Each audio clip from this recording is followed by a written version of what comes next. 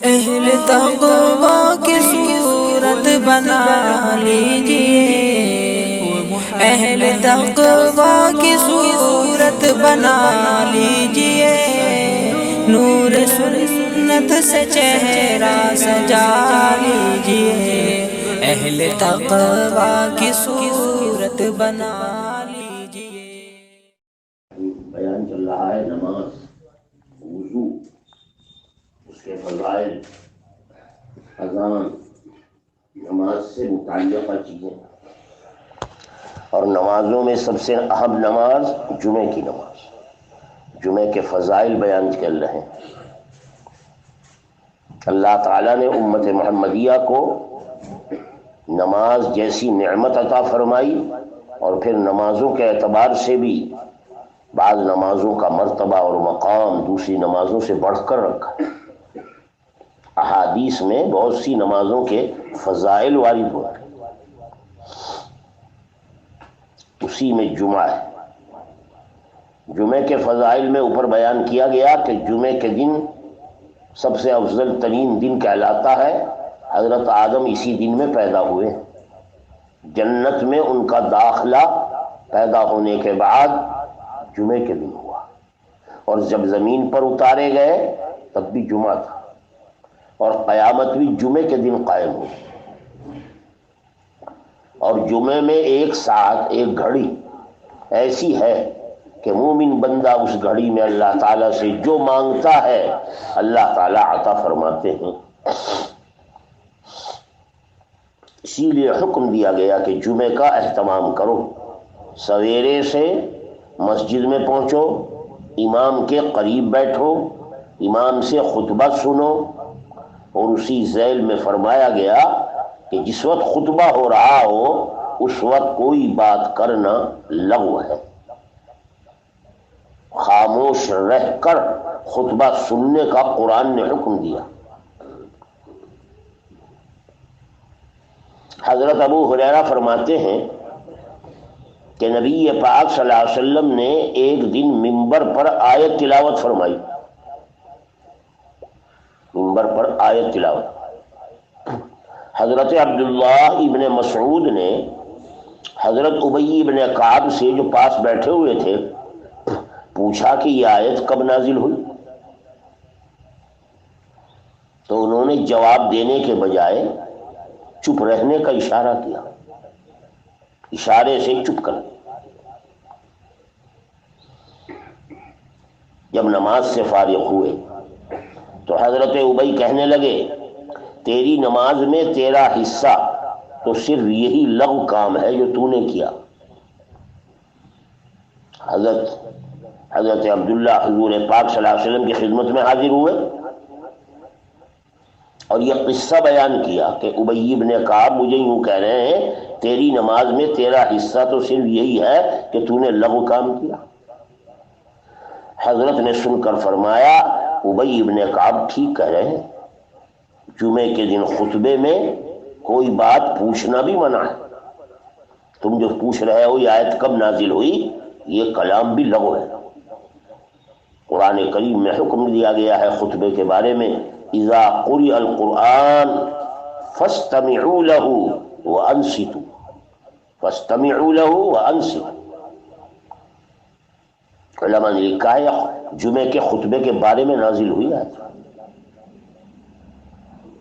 آپ نے فرمایا جو شخص بھی جمعے کے دن غسل کرتا ہے، اچھے کپڑے پہنتا ہے، خوشبو استعمال کرتا ہے، پھر سویرے سے جمعے کے لیے آتا ہے، اور آنے کے بعد جمعے میں مسجد کے اندر کسی کو تکلیف نہیں پہنچاتا، یعنی لوگوں کی گردنیں بھانگ کر پھلانگ کر آگے نہیں جاتا، جہاں جگہ مل جاتی بیٹھتا ہے، نماز پڑھتا ہے اور امام کا خطبہ سنتا ہے اور خاموش رہتا ہے، اللہ تعالیٰ ایک جمعے سے دوسرے جمعے کے درمیان جتنے گناہ ہوئے ہیں اللہ وہ سب معاف فرما دے۔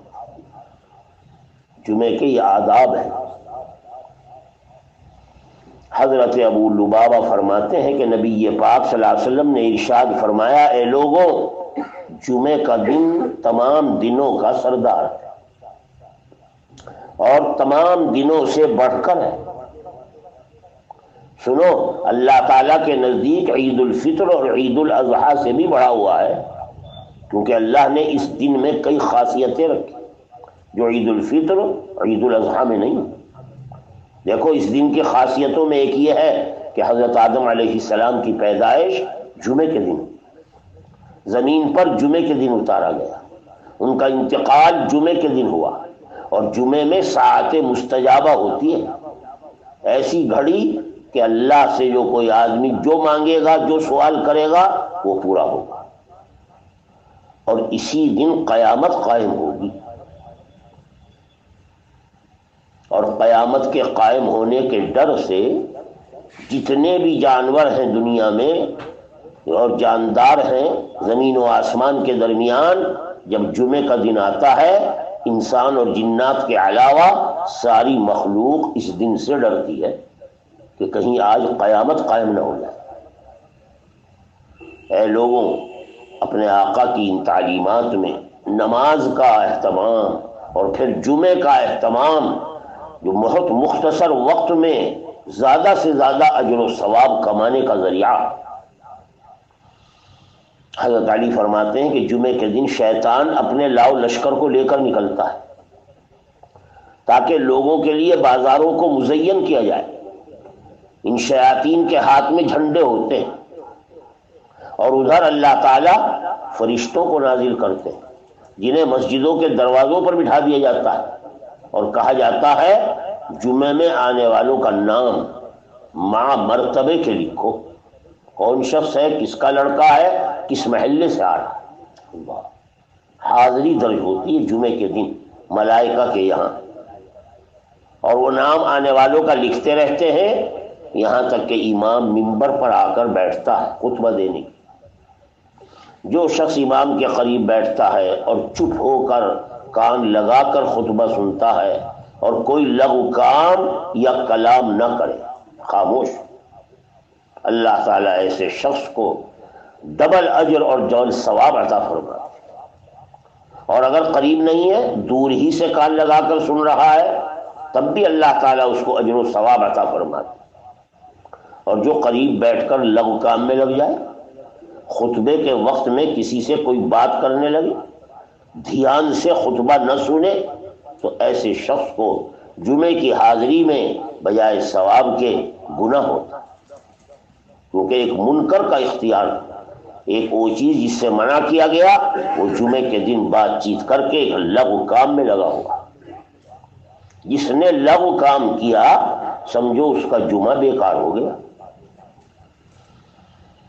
حضرت امام فقی ابو اللیث سمرقندی فرماتے ہیں کہ ہمیں یہ بات پہنچی ہے کہ ایک بزرگ گزرے ہیں، حضرت صالح مری، جمعے کی رات کو جامع مسجد کی طرف نماز فجر کے ارادے سے جا رہے تھے۔ راستے میں ایک قبرستان پر سے گزر ہوا، خیال آیا کہ ابھی نماز میں دیر ہے، لاؤ نماز تک، فجر کی نماز تک یہیں ٹھہر جائے، نماز میں کافی وقت باقی تھا۔ چنانچہ قبرستان میں چلے گئے، جمعے کی شب میں 2 رکعت نماز پڑھی، اور ایک قبر کے قریب ٹیک لگا کر بیٹھ گئے۔ حضرت صالح مری، ان کی آنکھ لگ گئی تو خواب دیکھ رہے ہیں۔ خواب میں کیا دیکھتے ہیں؟ اس قبرستان کے تمام مردے قبروں سے نکل کر حلقے بنا بنا کر بیٹھ رہے ہیں اور آپس میں باتیں کر رہے ہیں۔ ان مجمع میں میں نے دیکھا ہے کہ ایک نوجوان ہے جس کے کپڑے میلے کچیلے، وہ بجائے حلقوں میں ساتھیوں کے ساتھ بیٹھنے کے ایک جانب الگ ہو کر بیٹھ گیا اور کچھ غمگین صورت سے بیٹھا، جیسے اسے کوئی غم ہو رہا۔ تھوڑی ہی دیر میں ان حلقوں کے درمیان بہت سے طباق آنے شروع ہوئے، بڑے بڑے طباق رومالوں سے ڈھکے ہوئے۔ جس کو وہ طباق ملتا، حلقے میں سے وہ شخص طباق لے کر اپنی قبر میں چلا جاتا۔ وہ لوگ اس طرح اپنے اپنے طباق لے کر اپنی قبروں میں واپس ہونے لگے، حتیٰ کہ یہ نوجوان اکیلا رہ گیا باہر۔ نہ اس کے پاس کوئی طباق آیا، نہ اس کے کپڑے اچھے، اور نہ عام لوگوں کی طرح یہ غم اور حزن کے ساتھ اٹھ کر قبر میں جانے لگا۔ تو میں نے کہا اے اللہ کے بندے، کیا بات ہے، تو اتنا غمگین کیوں ہے، اور یہ کیا ماجرا ہو رہا ہے یہاں جو میں نے دیکھا؟ وہ نوجوان بولا اے صالح مری، کیا تو نے وہ طباق دیکھے ہیں؟ میں نے کہا ہاں۔ وہ کہنے لگا یہ زندہ لوگوں کے تحفے ہیں جو اپنے مردوں کو ایصال ثواب کر رہے ہیں۔ جو شخص کسی میت کو، اپنے مرنے والے کو کوئی چیز بھی پڑھ کر بخشتا ہے، وہ طباق کی شکل میں باقاعدہ جیسے ہدایا جاتے ہوں مرنے والے کے پاس پہنچ، صدقہ ہے، خیرات ہے، ایصال ثواب ہے، یا دعائیں، ان کے لیے دعائیں مانگ۔ اور یہ ساری چیزیں اکثر لوگوں کے پاس جمعے کی رات میں آتی ہیں۔ جمعے کی رات، دیکھو میں ایک ایسا آدمی ہوں، میں اپنی والدہ کے ساتھ حج کے ارادے سے آیا تھا، جب بصرے پہنچا میرا انتقال ہو گیا۔ میری والدہ نے دوسرا نکاح کر لیا، اور اپنے خاوند سے یہ ذکر تو نہیں کیا کہ میرا کوئی لڑکا بھی تھا۔ دنیا نے میری ماں کو خوب غافل کر دیا، میرا ذکر بھی اس کے ہونٹوں پر اور زبان پر کبھی نہیں آیا۔ تو اس کی وجہ سے مجھے غم ہے کہ نہ مجھے کوئی ایصال ثواب کرنے والا ہے، اور نہ میرے لیے کوئی دعائے مغفرت کرنے والا، میرا کوئی ہے ہی نہیں جو میرے مرنے کے بعد مجھے یاد کرے۔ اس لیے میں غمگین ہوں، اور اسی لیے آپ نے دیکھا کہ میرے پاس کوئی طباق نہیں آیا، میں اسی غم کی حالت میں اپنی قبر میں واپس جا رہا۔ حضرت صالح مری کہتے ہیں مجھے بڑا افسوس ہوا، میں نے خواب ہی میں پوچھا بتا تیری ماں کا گھر کہاں ہے؟ اس نے پورا پتہ بتایا۔ صبح ہوئی تو میں نماز سے فارغ ہو کر چلا اور اس عورت کا گھر ڈھونڈنے لگا، پوچھتا رہا حتیٰ کہ اس کے مکان کا پتہ چل گیا۔ میں نے وہاں جا کر دروازے پر آواز دی، اے لوگوں، میں صالح مری ہوں۔ عورت نے ایک دم آواز سن کر اجازت دی۔ میں نے داخل ہو کر یہ کہا کہ میں چاہتا ہوں کہ ہماری گفتگو صرف تم سنو، کوئی تیسرا نہ ہو۔ چنانچہ قریب پہنچ گیا، یہاں تک کہ میرے اور اس کے درمیان صرف پردہ حائل تھا۔ عورت پردے کے پیچھے، میں ادھر، اور کوئی اور آدمی وہاں نہیں تھا۔ میں نے کہا اس عورت سے، اے اللہ تعالیٰ تم پر رحم کرے، مجھے کچھ باتیں بتاؤ، کیا تمہارا کوئی لڑکا تھا؟ کہنے لگی نہیں۔ میں نے پھر پوچھا کوئی تمہارا لڑکا نہیں تھا؟ جب میں نے سختی سے پوچھا تو اس نے ایک آہ کھینچی، سرد آہ کھینچی، کہنے لگی جی ہاں، میرا ایک نوجوان لڑکا تھا جو انتقال کر گیا۔ جب اس نے یہ بات بتائی تو میں نے خواب کا تذکرہ کیا، آج رات میں نے خواب دیکھا، سارا قصہ سنایا۔ اسے سن کر وہ بہت روئی، حتیٰ کہ آنسو اس کے رخسار پر بہنے لگے۔ کہنے لگی اے صالح مری، بے شک وہ میرے جگر کا ٹکڑا تھا، میرا پیٹ اس کا مسکن رہا ہے، میری چھاتیوں سے اس نے دودھ پیا ہے، میری گود میں وہ پلا ہے۔ بڑا افسوس کرتی رہی۔ اس کے بعد اس نے مجھے 1000 درہم دیے اور کہا یہ میرے محبوب بچے کے لیے صدقہ کر دو۔ وہ میری آنکھوں کی ٹھنڈک تھا، میں بے شک اس کو بھلا گئی، اب مدت العمر کبھی نہیں بھلاؤں گی۔ دعاؤں سے، صدقات سے، خیرات سے، ایصال ثواب سے یاد کرتی رہوں گی۔ یہ سارے اقرار اور ساری باتیں کر کے حضرت صالح مری فرماتے ہیں میں اس عورت کے گھر سے چلا آیا، میں نے وہ 1000 درہم اس کے نام سے صدقہ کر دیا۔ اس کے بعد ایک جمعہ آیا تو پھر میں جمعے کے ارادے سے چلا اور اسی قبرستان میں پہنچا اور 2 رکعت نماز پڑھ کر اسی طرح بیٹھ گیا ٹیک لگا کر۔ اچانک میری آنکھ دوبارہ اسی طرح لگ گئی، میں نے دیکھا لوگ آج نکل رہے ہیں قبروں سے، میں نے دیکھا اس میں وہ نوجوان بھی نکلا، نہایت عمدہ قسم کا لباس پہنے ہوئے، سفید لباس، نہایت خوش و خرم۔ مجھے دیکھ کر ایک دم میرے قریب آیا اور کہنے لگا اے صالح مری، اللہ تجھے جزائے خیر دے، تو نے مجھ تک جو کچھ پہنچوایا تھا سارا ہدیہ پہنچ گیا۔ میں نے پوچھا کیا تم جمعے کو پہچانتے ہو؟ کہنے لگا کیوں نہیں، فضا کے پرندے بھی جمعے کے دن کو پہچانتے ہیں۔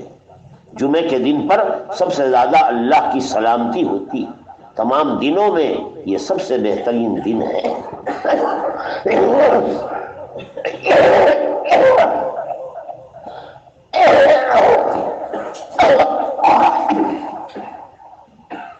اس واقعے سے اندازہ لگایا جائے کہ پسماندگان رہنے والے دنیا میں اپنی میت کو اگر ایصال ثواب کرتے ہیں تو اس ایصال ثواب سے ان کو کتنا نفع ہوتا ہے۔ تھوڑا سا پڑھ کر بخشا جائے، دعائے مغفرت کی جائے، وہ سارا ان کے پاس طباق کی شکل میں ہدایہ کی صورت میں پہنچتا ہے، جس سے وہ مسحور ہوتے۔ اور ایصال ثواب میں نہ جمعے کے دن کی قید ہے نہ کسی اور دن کی، ہاں البتہ جمعے کا دن افضل ترین دن ہے۔ حضرت انس جمعے کے دن کے بارے میں خصوصیت اور فضیلت بیان کرتے ہوئے ایک موقع پر فرمانے لگے کہ ہم حضرت کی مجلس میں موجود تھے، حضرت جبریل علیہ السلام حضرت کی خدمت میں تشریف لائے، ہاتھ میں ایک آئینے جیسی کوئی چیز تھی جس کے بیچ میں ایک سیاہ نقطے کا نشان تھا۔ آپ نے ارشاد فرمایا جبریل یہ کیا ہے؟ عرض کیا گیا یہ جمعے کے دن کی تصویر ہے، اللہ تعالیٰ آپ کے لیے پیش فرما رہے ہیں تاکہ آپ کے لیے اور آپ کی امت کے لیے جمعے کے دن کی بشارت ہو۔ اللہ نے اس میں بڑی خیر و برکت رکھی۔ جو شخص جمعے کے دن کسی بھلائی کے لیے دعا مانگتا ہے تو اس کے لیے ضروری ہے کہ اللہ تعالیٰ اسے وہ بھلائی ضرور عطا فرماتے، اللہ کا وعدہ ہے۔ اور یہ دن ہمارے یہاں ملائکہ میں یوم جمعہ یوم المزید کہلاتا ہے، یوم المزید۔ ہم اسے دنوں کا سردار مانتے ہیں جمعے کے دن۔ آپ نے اس کی وجہ پوچھی تو جبریل علیہ السلام نے بتایا کہ اللہ تعالیٰ نے جنت میں ایک وادی بنائی، ایک میدان بنایا جس میں سفید عنبر کا ایک ٹیلہ ہے جو خوب مہکتا رہتا ہے۔ جب جمعے کا دن آتا ہے تو اس ٹیلے کے قریب حضرات انبیاء علیہ السلام تشریف لاتے ہیں اور اس ٹیلے کے ارد گرد جتنے نورانی ممبر ہیں ان ممبروں پر جلوہ افروز ہوتے، ان ممبروں میں جواہرات جڑے ہوئے، موتی لگے ہوئے، ان ممبروں کے پیچھے نورانی کرسیاں لگائی گئی۔ انبیاء کرام ان ممبروں پر ہوتے ہیں اور صدیقین امت کے جتنے ہیں اور دیگر صلحاء شہداء وہ اپنی کرسیوں پر آ کر بیٹھتے۔ پھر اسی طرح جنت کے لوگوں کو باقاعدہ وہاں حاضری کا اعلان ہوتا ہے، جنت عدن کے لوگ آتے ہیں اور قریب میں جو ٹیلے ہیں مشک اور عنبر کے ان ٹیلوں پر بیٹھتے اور اللہ تعالیٰ ان سے خطاب فرماتے اور فرماتے اے لوگوں جنت والوں میں نے اپنا انعام تم پر مکمل کر دیا ہے اور دیکھو یہ موقع تمہارے لیے اعزاز و اکرام کا ہے، کچھ اور طلب کرنا چاہو تو کرو۔ اہل جنت سے سب عرض کرتے ہیں کہ ہمارے پروردگار ہم تجھ سے تیری رضامندی کا سوال کرتے۔ ارشاد ہوتا ہے کہ میری رضامندی ہی نے تو تمہیں یہاں تک پہنچایا ہے، اگر میں ناراض ہوتا تو یہاں کیسے آتے؟ میں تمہیں اعزاز سے نواز رہا ہوں۔ چنانچہ ان لوگوں کی خواہشات، تمنائیں، آرزوؤں سے بھی کہیں بڑھ کر اللہ کی نوازشوں کی، عنایتوں کی تمام اہل جنت پر بارش ہوتی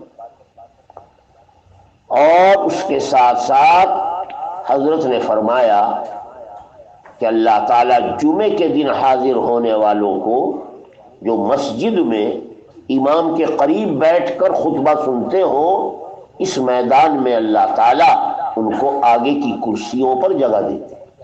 اللہ، اور ایسی نعمتیں جو نہ کسی آنکھ نے دیکھی ہیں نہ دل میں ان کا خیال آیا ہے وہ نعمتیں انہیں عطا کی جاتی۔ اس سے اندازہ لگایا جائے کہ جمعے کے دن مسجد میں حاضری پر اور اہتمام پر سویرے سے جانے پر اللہ تعالیٰ کے ہاں اہل جنت کو کس طرح نوازا جاتا ہے اور کیسا اعزاز اور اکرام ان کا کیا جاتا ہے۔ لوگوں کو چاہیے کہ پوری نمازوں کا اہتمام اور نماز جمعہ کا اس سے زیادہ اہتمام کرے، تاکہ ایک جمعے سے اگلے جمعے تک مابین ہونے والے سارے گناہوں کا کفارہ۔ حضرت امام فقی ابو اللیث سمرقندی فرماتے ہیں کہ حضرت نے ارشاد فرمایا کہ تم میں سے کوئی شخص نماز کے لیے جب مسجد میں داخل ہونے لگے، اسے چاہیے کہ بیٹھنے سے پہلے 2 رکعت نفل نماز پڑھے۔ اسے تحیۃ المسجد کہتے ہیں، بشرطے کہ نفل پڑھنے کا وقت ہو۔ یہ دیکھ لیا جائے سورج نہ نکل رہا ہو، ڈوب نہ رہا ہو، زوال کا وقت نہ ہو رہا ہو، زوال سے پہلے استوا، جو اوقات ممنوعہ ہیں وقت ممنوع نہ ہو، کیونکہ عصر اور فجر کے بعد نفل پڑھنے سے منع کیا گیا۔ بجائے نفل پڑھنے کے ایسے وقت میں اگر مسجد میں داخل ہو رہا ہے تو تسبیح پڑھے، سبحان اللہ، الحمدللہ، لا الہ الا اللہ، دیگر اذکار میں مشغول ہے، درود شریف پڑھے۔ علماء نے لکھا ہے کہ اس ذکر میں مشغول ہونے سے بھی تحیۃ المسجد کے برابر ثواب ملے، اور اگر نماز کا وقت ہے تو نماز پڑھے۔ حضرت ابو الدرداء رضی اللہ تعالیٰ عنہ کے بارے میں آتا ہے کہ ان کو پتہ چلا کہ حضرت سلمان فارسی نے ایک خادم خریدا ہے۔ آپ کو ناگواری ہوئی، آپ نے ایک خط لکھا جس میں یہ تھا، اے میرے بھائی، عبادت کے لیے اپنے کو فارغ کرو اس سے پہلے کہ کوئی مصیبت اور بلا آئے، اور عبادت کے لیے ہمت رکھو۔ کسی مصیبت زدہ مومن کی دعاؤں کو اپنے لیے غنیمت سمجھو۔ کوئی یتیم مل جائے اس پر رحم کھاؤ، اس کے سر پر ہاتھ پھیرو، اپنے کھانے میں سے اس کو کھانا دو۔ یتیم کے سر پر ہاتھ پھیرنے سے دل نرم ہوتا ہے اور حاجتیں پوری ہوتی۔ ایک دن رسول اللہ صلی اللہ علیہ وسلم کی خدمت میں حاضر تھا، حضرت ابو الدرداء فرما رہے ہیں، ایک آدمی نے اپنے دل کی سختی کی شکایت کی، حضرت میرے دل میں نرماہٹ نہیں ہے، میرا دل سخت ہے۔ ارشاد فرمایا، کیا تو چاہتا ہے کہ دل نرم ہو جائے؟ عرض کہ جی ہاں۔ فرمایا، یتیم پر رحم کھایا کرو اور اس کے سر پر ہاتھ پھیرا کرو، اور اپنے کھانے میں سے اسے کچھ نہ کچھ کھلایا کرو، تمہارا دل نرم ہو جائے، اور اللہ اس انعام کی برکت سے تمہاری حاجتیں پوری کرے۔ حضرت ابو الدرداء حضرت سلمان فارسی کو لکھ رہے ہیں، اس موقع پر جب انہوں نے خادم خریدا، میرے بھائی تمہارا گھر تو مسجد ہونا چاہیے۔ میں نے حضرت سے سنا ہے کہ مسجدیں متقی لوگوں کے گھر ہیں، اور متقی لوگوں کا تقوی یہ ہے کہ ان کے دل کا تعلق مسجد سے ہر وقت جڑا رہے۔ حضرت حکیم ابن عمیر کا قول ہے کہ دنیا میں مہمانوں کی طرح رہو اور مسجدوں کو اپنا ٹھکانہ بناؤ، اپنے قلوب کو وقت کا عادی بناؤ، نمازوں کے اوقات کا، دل میں ہر وقت خیال، گھڑی پر ہر وقت نگاہ کہ نماز کا وقت ہو رہا ہے یا نہیں۔ فرمایا، رونے کی کثرت کیا کرو، اس سے خواہشات نفسانیہ مغلوب ہو جاتی ہیں۔ حضرت قتادہ رضی اللہ تعالیٰ عنہ فرماتے ہیں، مومن کے لیے مناسب نہیں ہے کہ تین چیزوں کے سوا کسی اور کی طرف نگاہ بڑھائے۔ اس کی نگاہ 3 جگہوں پر رہنی چاہیے۔ ایک تو مسجد کی طرف، جسے آباد رکھنے کا ہر وقت شوق ہو، مسجد کو آباد رکھنے کا، اور اپنی نگاہ مسجد کی طرف۔ ایک اپنا گھر، بجائے بازار کے اور باہر نکلنے اور پھرنے اور لا یعنی وقت میں لگنے کے، آدمی کی نگاہ اپنے گھر پر۔ اور تیسرے، اپنی حاجات ضروریہ جن کے پورا کرنے کی شریعت نے حکم دیا۔ حضرت نزال بن سویرہ فرماتے ہیں، دیکھو منافق مسجد میں ایسا رہتا ہے جیسے پرندہ پنجرے میں ہوتا ہے۔ حضرت خلف ابن ایوب مشہور بزرگ ہیں، مسجد میں بیٹھے ہوئے، ان کا غلام کچھ پوچھنے کے لیے آیا، جب اس نے پوچھنا چاہا آپ مسجد سے اٹھ کر باہر آ گئے اور باہر آ کر اس کی بات کا جواب دیا۔ کسی نے پوچھا، حضرت وہیں جواب نہیں دیا، باہر نکلنے کی وجہ کیا؟ فرمانے لگے میں نے اتنے سال ہو گئے ہیں مسجد میں کسی سے کبھی کوئی دنیا کی بات کی ہی نہیں۔ مسجد اللہ کا گھر اور اللہ کو یاد کرنے کے لیے، اس لیے آج بھی یہ آدمی غلام جو میرے پاس ضرورت کے لیے آیا، مجھے گوارا نہ ہوا کہ میں مسجد میں بات کروں، باہر آ کر بات کی۔ ان حضرات کے ہاں نمازوں کا، نمازوں کی جگہوں کا، نمازوں کے ایام و اوقات کا اتنا دھیان اور خیال رہتا تھا۔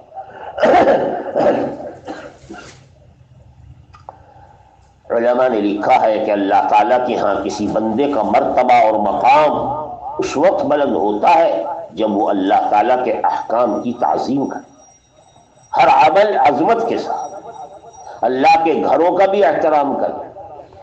مساجد اللہ تعالیٰ کے گھر ہیں، مومن کو چاہیے مسجدوں کی عظمت اپنے دلوں میں رکھے۔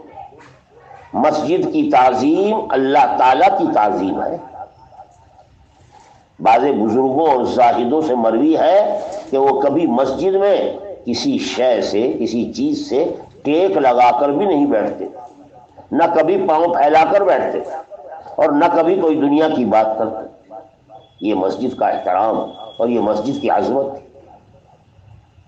حضرت امام اوزاعی فرماتے ہیں 5 چیزیں ہیں جن پر نبی پاک صلی اللہ علیہ وسلم اور آپ کے مخلص صحابہ ہمیشہ پابندی کرتے تھے۔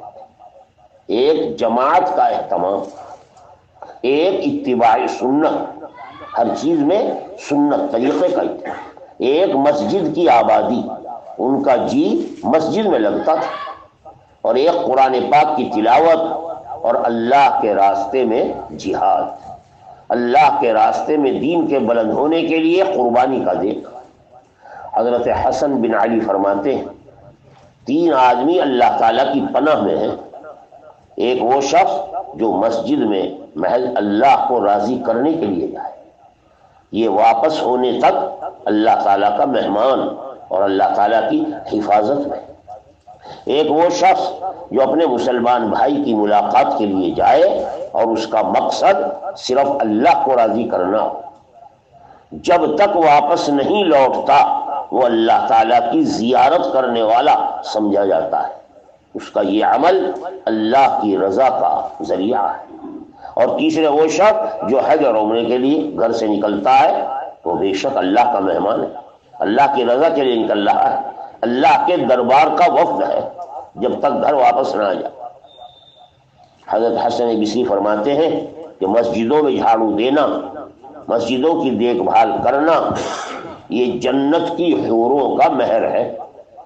اس کے ذریعے اللہ تعالیٰ جنت میں جنت کی عورتیں عطا فرماتے ہیں۔ حضرت انس فرماتے ہیں جو شخص مسجد میں چراغ جلائے، فرشتے خصوصاً عرش کے قریب جو فرشتے ہیں وہ اس کے لیے استغفار کرتے جب تک وہ مسجد میں رہتا ہے۔ حضرت عمر فرمایا کرتے تھے دیکھو مسجدیں زمین پر اللہ تعالیٰ کا گھر ہے، ان میں نماز پڑھنے والا ایسا جیسے اللہ کی زیارت کرنے والا ہو، اور جس کی زیارت کی جاتی ہے اس کا حق ہے کہ وہ اپنے آنے والے مہمان کا اکرام کرتا ہے، اکرام ضیف، اللہ کے گھر پر آنے والے اللہ ان کا اکرام فرماتا ہے۔ چنانچہ علماء نے احادیث شریفہ سے مساجد اور اللہ کے گھروں کے احترام سے متعلق بہت ہدایات تحریر کی، جس سے نماز کا اہتمام، مسجد کے ساتھ تعلق اور مسجدوں والے اعمال کے ساتھ عشق اور تعلق پیدا ہوا۔ ہمارے آقا کریم صلی اللہ علیہ وسلم نے تمام صحابہ کرام کو مسجدوں سے جوڑا، فجر سے لے کر رات گزرنے تک مسجد ہی میں تمام امور طے ہوتے تھے۔ حضرت کی مجلسیں، حضرت کی تعلیم، حضرت کی دعوت و تبلیغ، دیگر جتنی باتیں ہیں سب مسجد میں بیٹھ کر ہوئی۔ چنانچہ احترام مساجد میں لکھا ہے کہ جو لوگ مسجد میں بیٹھے ہوئے ہوں، داخل ہونے والے کو چاہیے کہ ان کو سلام کرے، ہاں بشرطے کہ کوئی نماز میں مشغول نہ ہو۔ اور اگر کوئی بھی مسجد میں موجود نہیں ہے تب بھی سلام کر کے مسجد میں جائے اور یہ الفاظ کہے السلام علینا وعلی عباد اللہ الصالحین، کیونکہ ملائکہ موجود ہے مسجد میں۔ اگر کوئی موجود نہیں ہے ملائکہ موجود ہے، یہ ادب ہے اللہ کے گھر کا۔ دوسرا ادب آپ پڑھ چکے اور سن چکے، بڑے فضائل وارد ہوئے ہیں کہ مسجد میں پہنچنے کے بعد دوسرا ادب یہ ہے سلام کرنے کے بعد کہ 2 رکعت نفل پڑھے، جسے تحیۃ المسجد کہا گیا۔ حضرت نے فرمایا کہ دیکھو ہر چیز کا ادب ہوتا ہے، مسجد کا ادب یہ ہے کہ جب آپ مسجد میں آئیں تو 2 رکعتیں تحیہ نفل پڑھیں۔ تیسرے کہ مسجد میں کوئی خرید و فروخت کی بات نہ کی جائے، یہ سب کام بازاروں کے، مسجد اور بازار میں کوئی مناسبت نہیں، لہذا بازار والا عمل مسجد میں کرنے سے اللہ ناراض ہو۔ اسی طرح فرمایا گیا جب کوئی مسجد میں جائے اور اس کے بعد ہتھیار ہو تو اپنا ہتھیار نیام کے اندر رکھے، ننگا نہ لگایا۔ وہاں اگر کوئی گم چیز ہو گئی ہو مسجد کے اندر اعلان نہ کرے، ہاں مسجد کے دروازے پر اعلان، مسجد کے اندر اعلان کرنا یہ مسجد کی بے ادبی۔ ایک اسی طرح آداب میں یہ ہے کہ اللہ کا ذکر آواز کے ساتھ کرے، بلند آواز، اور باتوں میں آواز بلند نہ کرے، اور اللہ کے ذکر میں جو آواز بلند ہو رہی ہو وہ ضرورت کے بقدر ہو، ضرورت سے زائد ذکر اللہ کے لیے بھی مسجد میں آواز بلند کرنا بے ادبی۔ یہ بھی خیال رہے مسجد میں کہ یہاں کوئی دنیاوی بات نہ کی جائے، نیز مسجد میں بیٹھنے کے لیے لوگوں کی گردنوں پر سے نہ گزرے، جہاں جگہ مل جائے وہیں بیٹھنا سنت بتایا۔ نیز اپنی جگہ مسجد میں بیٹھنے کے لیے کسی سے جھگڑا بھی نہ کرے، کوئی اپنی جگہ متعین کرے اور کوئی دوسرا بیٹھ جائے اس سے جھگڑے نہیں۔ اسی طرح بیٹھنے میں صف کے اندر تنگی پیدا نہ کرے، جہاں وسعت گنجائش ہو وہاں بیٹھ جائے۔ اسی طرح مسجد میں جب آپ جا رہے ہوں خیال رکھیں کہ نمازی کے سامنے سے نہ گزریں۔ مسجد میں تھوکنے کو بھی ہمارے آقا نے گناہ قرار دیا۔ اسی طرح ہدایت میں کہا گیا مسجد میں بیٹھ کر انگلیاں نہ چٹکھائے، انگلیاں چٹکھانا آداب مسجد کے خلاف۔ اور یہ بھی چاہیے کہ مسجد کو پاک صاف رکھنے کا اہتمام، حتیٰ کہ بچوں سے بھی، جو بچے ایسے ہیں کہ پیشاب کرنے یا گندے کر دینے کا خطرہ ہو انہیں مسجد میں نہ لائے، مسجد کو ایسے لوگوں سے محفوظ ہے۔ ہاں بچہ جب سمجھدار ہو جائے، سمجھ لے کہ یہ مسجد ہے، اسی طریقے سے نماز کا طریقہ سمجھنے لگے، کہا گیا کہ ایسے بچے کو عامتاً 7-8 سال کا جب ہو جائے اسے مسجد میں لانے کا حکم دیا۔ نیز آدمی کو چاہیے کہ مسجد میں پہنچ کر جب اللہ نے یہ دولت دی ہے تو اللہ کا ذکر بکثرت کرے۔ مسجد میں ہو اور غفلت میں یہ کبھی ممکن نہیں، مسجد اللہ کے ذکر کے لیے اور اللہ کی یاد کے لیے، دنیا کی باتیں کرنے سے اسی لیے منع کیا۔ حضرت حسن راوی ہیں کہ نبی پاک صلی اللہ علیہ وسلم نے فرمایا دیکھو میری امت پر ایک زمانہ ایسا آئے گا کہ مسجدوں میں بیٹھ کر خالص دنیا کی باتیں کریں گے، نعوذ باللہ۔ ایسے لوگوں کی اللہ کو کوئی ضرورت نہیں، اللہ ایسے لوگوں سے ناراض ہے۔ اے لوگوں تم بھی ان لوگوں کے پاس مت بیٹھنا جو مسجد میں بیٹھ کر دنیا کی باتیں بنائیں۔ حضرت ابو ہریرہ فرماتے ہیں نبی پاک صلی اللہ علیہ وسلم نے ارشاد فرمایا 4 چیزیں دنیا میں اجنبی ہیں، یعنی مناسبت نہیں آپس میں۔ مثلا قرآن پاک کسی ظالم شخص کے سینے میں ہو، مسجد بے نمازیوں کے لیے ہو، بے نمازی مسجد میں ہو، یہ اجنبی ہے۔ یا قرآن پاک ایسے گھر میں ہو جہاں کوئی اس کا حق ادا نہ کرتا ہو، یہ قرآن اجنبی ہے اس گھر میں۔ اسی طرح نیک آدمیوں کو چاہیے بری مجلسوں میں نہ جائیں، نیک آدمی بری مجلس میں اجنبی ہوتا ہے، ہمیشہ صالحین اور نیک لوگوں کی مجلس کو اختیار کرے تاکہ ان کے ذریعے اپنے میں صلاح آئے۔ اللہ تعالی ہمیں آپ سب حضرات کو ان ہدایات پر عمل کی توفیق عطا فرمائے۔